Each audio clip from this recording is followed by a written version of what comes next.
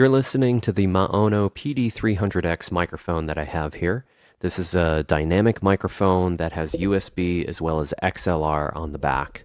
So on the back here, you'll notice that I'm not using the XLR at the moment. I'm just using USB, and I have a pair of headphones plugged into it. It's a pair of Sony MDR 7506 headphones, and we have it mounted on a tabletop desk stand for the microphone. This is not included with this particular model, but as I move it around and I move the cables, you might hear some noise. I'm touching the cables right now in the back, so just be sure not to touch any of the cables that are connected to it, but there is a shock mount isolator here. I'm going to push the mute button so you can hear what that sounds like. You notice there's a little bit of a thunk when you press that mute button, and this is the knob on the side of the microphone that I'm pushing here. This is how you adjust the levels of the microphone. So for example, right now, I'm adjusting my monitor mix, and you'll notice in the software on this side, you're seeing those changes happen in real time. I'm going to push this again, and now I'm going to adjust my headphone volume. So my headphone volume can go up and down just like that. And you're hearing some noise in the microphone audio, so you don't want to do this while you're recording. But I'm adjusting the gain here for the microphone. So if I move up to about 2 inches from the microphone, this is where you would want the gain to be set, and you can see that the volume level in the audio meters bouncing around in that range with the line next to it, and that is going to indicate that you have a good volume level. But if I move further away from the microphone, I might need to turn that gain up a bit.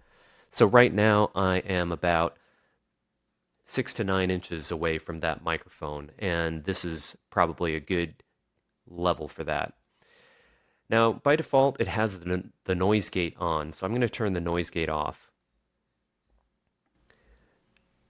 Now, you might have noticed a little bit more background noise that you hear in the room. This is with noise gate off, and let me turn the noise gate back on. But when you have the noise gate enabled, you might hear a little bit of artifacts when you talk, because you'll still hear the background noise come through when you're talking, but quickly mute when you're not talking. I've just turned the noise gate off again, and I'm going to move closer to the microphone, back to about 2 inches away from the end of the microphone. Now I'm going to toggle the noise gate on and off again for you. Right now it's off, and I just turned it back on there. So you might also want to use the noise gate when you're talking close to the microphone, and it could help out with a little bit with the background noise. So I'm going to turn the noise gate off for the moment and also move away from the microphone and turn the gain back up here. All right, so there's some other things that you can adjust here, such as the button functions. You can also choose a scene here and adjust the EQ. So right now I'm going to do a low cut, and with the low cut you should hear less bass in the audio. Now, to really emphasize this point, what I'm going to do is I'm going to try and go to the gain setting here and move it a little bit lower so that I can move up closer to the microphone. So this is with the low cut, and now this is with the low cut off. So you should hear a little bit more bass right now, but if I do the low cut, then it should cut out some of those bass frequencies. Now I'm going to go back to flat. This is flat, and I'm going to boost the mid-range a little bit. So you might hear a little bit of that mid-range pop up a bit more, a little bit louder, maybe a little bit easier to hear depending on your voice. Now I'm going to go back to flat. This is flat. Now I'm going to do low cut and mid frequency boost, and you'll hear a combination of that low cut and that mid frequency boost there. I'm going to go to original, and you'll hear what that sounds like, and then back to flat here, which looks to be about the same. So let's go to some of these scenes here. So we have podcasting. This is a podcasting scene here. So you can see that they have this EQ set up here, and it's got a bit of a cut in the middle there and some boost in the high frequency range. So I'm going to go back to flat, and you can hear the difference there with flat, and then I'm going to go to podcasting. This is the podcasting setting. Now I'm going to jump over to recording here. So this is recording. You can see that it's cutting some of that low frequency and boosting some of the mid to high frequencies there. Let's go back to flat here, and this is flat, and then let's go to recording. This is the recording preset. Now I'm going to gaming. This is where it looks like they've cut out a lot of that low frequency because they didn't want any of that low frequency in there, and they boosted a lot of that mid, probably just for intelligibility. So let's go to flat. This is flat, so you can compare it to the gaming preset, which is what you're listening to right now. Okay, I'm going to go back to original. This is back to flat, how it originally sounds. Let's try the compressor real quick just to hear how that sounds. And I tried this a bit before, and honestly, I heard a bit of distortion with the heavy compression, so I don't think you would want to use much of this unless you wanted that distortion in there for that effect, but that's what the compressor sounds like. Now you can click on the three dots and tune the settings in the compressor as well. Like if you don't want a ratio as high, you could tone that down maybe to around 2 or so, 2 to 1. And then if we dial in that compressor a bit more, you can hear that it's probably a little bit less harsh on that compressor. All right, so that's the compressor. You can also turn on a limiter here, which if you start to lower the limiter threshold, you'll start to hear some of that same distortion and artifact happening. Limiter also has the same type of customization that you might expect for a limiter. If you click into the advanced settings here, you can adjust the attack and release time.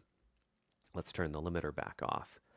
So that's it for the MAONO PD300X. It's got a USB output as well as an XLR output. So if you wanted to plug this into professional gear or audio interfaces, you could do that through the XLR connection. So this review is for a USB XLR dynamic microphone. This microphone is made by the company MAONO. I think I'm saying that correctly. And this microphone is specifically designed for live streaming, podcasting, that kind of thing. And it says that it's made for iPhone, iPad, and iPod. This particular microphone here is a studio-styled microphone. It has an all-metal chassis, so all that you see here is all metal, and it's a pretty heavy microphone because of all the metal there, but it just speaks to the quality of the construction as well. As you can tell, it comes with the shock mount already attached to the microphone so that you can easily connect it to your desktop stand or a freestanding stand of some type. It features also an XLR output for connecting to a high quality audio system, a mini stereo phone jack for your headphones, as well as a USB-C jack for connecting to your phone or your mobile device or your computer as well. If we take a look at the other features here, there's a mute button also up top, and that mute set button also functions to switch between different kinds of effects as well. There's a multi-mode button here as well with a dial, and this a multi-mode button can allow you to adjust the sensitivity of the microphone by turning that up or turning up the volume of the headphones or switching between the effects built in as well. Some of the other accessories that come with the microphone include a high quality USB-A to USB-C cable that's included, and then a 5/8 to 3/8 stand adapter as well. Beyond that, there are the user manual does come with it, some other literature. The user manual comes in several languages, and then beyond that, there's a product literature for how to obtain MAONO Arena. That's a different software that you can use. The application that's used to control and do the settings for the microphone is called MAONO Link, and that's also available once you have the microphone as well. So I think the only thing that's left to do is to go ahead and attach this microphone. I've got an extra pair of headphones here standing by that I think we'll go ahead and connect in here. And then once I connect the USB-C cable to it, you'll probably hear me switch from the microphone that I am using already, and it'll switch to the microphone that I have in hand, the MAONO. Okay, so hopefully you can hear it now. And what I'm going to do, I'm going to go ahead and switch my headphones over since I've got those connected. I'll take these off and put my new headphones on, and to be sure that I can hear what you hear. You'll notice that as I was speaking, there is a level indicator. There's a level indicator that's on the front of the microphone that indicates how loud the sound is, and also all the handling noise that you're hearing there as well. So as I tap on the microphone, you can see that level changing as well. So the mute button is here. Once I press mute, everything will go out. Okay, it briefly went out. I can adjust the sensitivity of the microphone by changing the mode button to the all white setting. So once I turn that up, of course, you hear the sensitivity of the microphone increasing as well. I can also press the button again, and apologize, it's so loud. And now this is the volume of the headphones, that kind of thing, and so forth. So why don't we see how it sounds up close? I'll bring it up close to my mouth. Okay, the sensitivity definitely needs to come down a little bit. Let's go back and change that again. So we're going to go back to that mode, and we're going to turn that sensitivity down some. Okay, we've got the sensitivity adjusted, and so I noticed that the microphone, to me, it has a really high emphasis on clarity. The high end of the microphone is really stressed there so that we can hear a lot of detail and so forth. So we know that that's one of the reasons that they would probably focus in on that, because it's being used for podcasting and voiceovers and that kind of thing. So I think the microphone sounds good.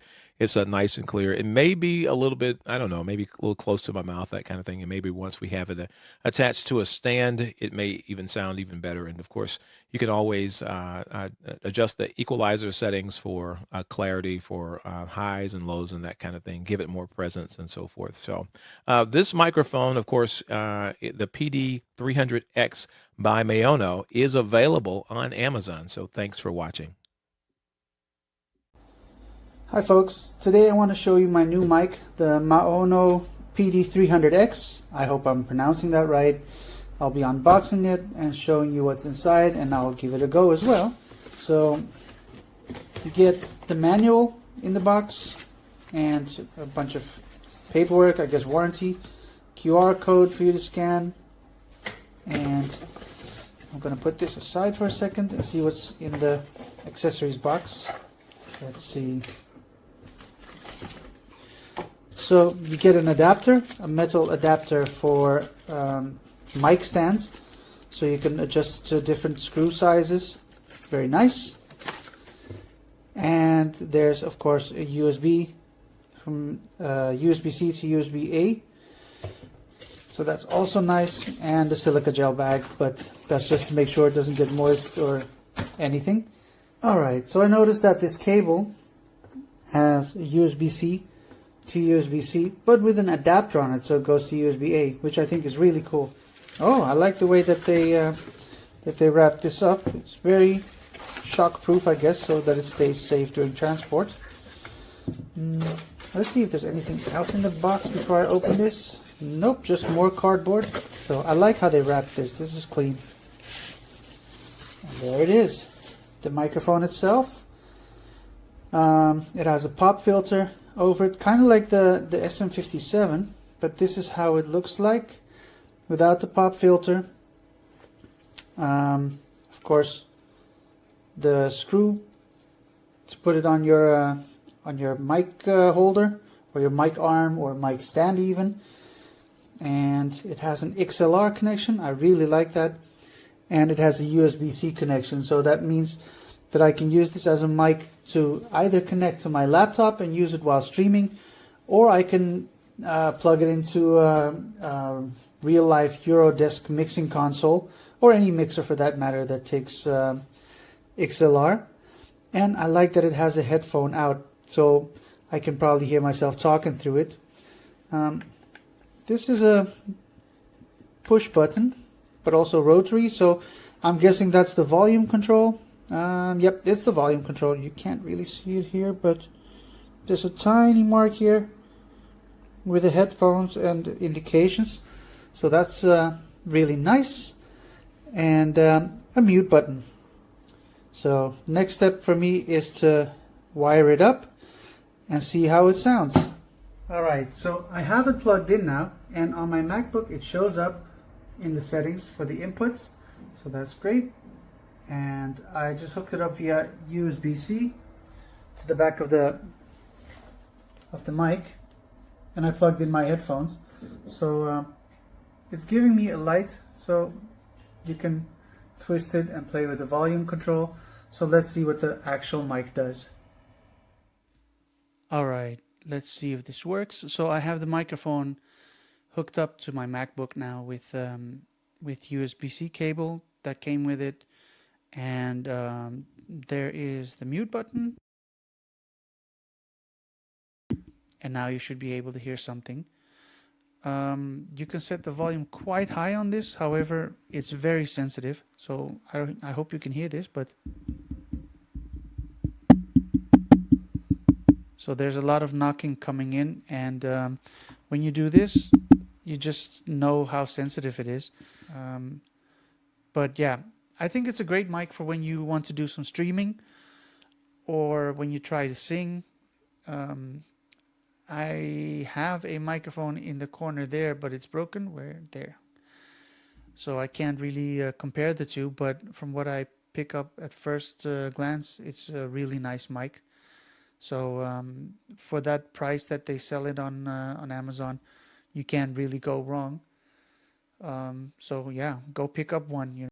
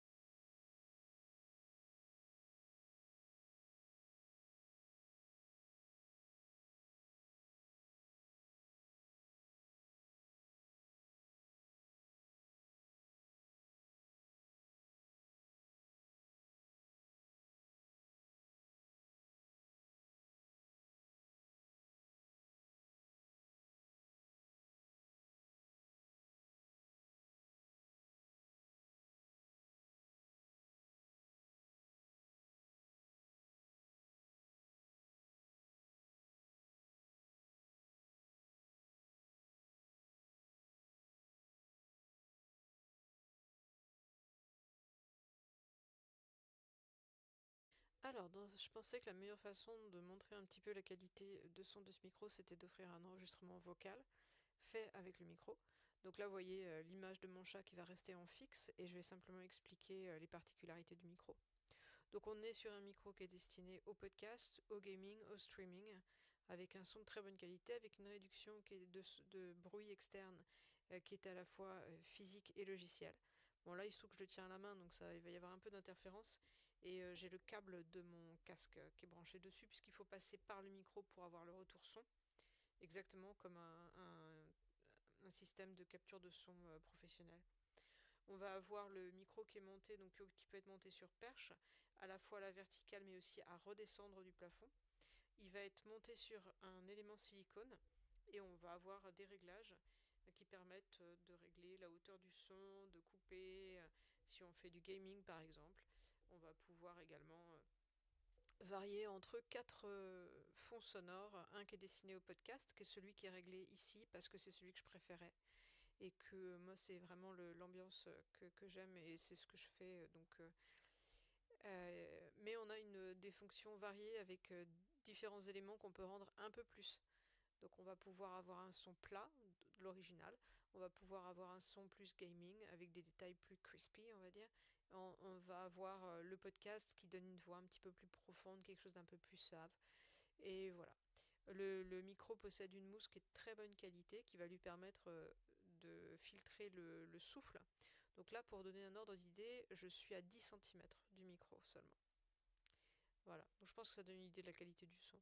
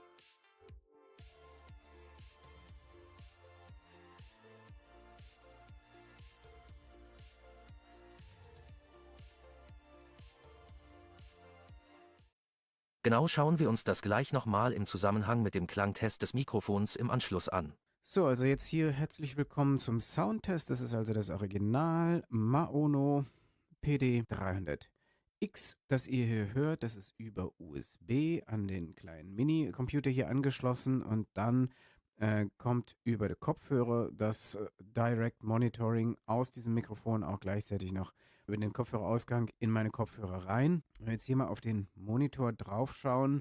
Achso, also erstmal, das ist die neutralste Einstellung, die man sich vorstellen kann. Und ich habe hier, wie man hier sieht, ein Noise Gate mit drin. Das heißt, sobald ich aufhöre zu sprechen, hört man komplett null. Das liegt einfach daran, der Noise Gate, das kann man sich vorstellen wie so ein Tor.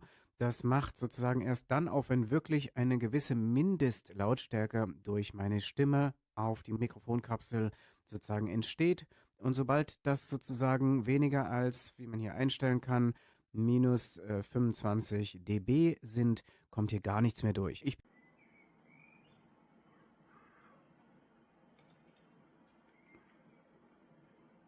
Beschreiben Sie das einer REST-API zugrunde liegende Konzept.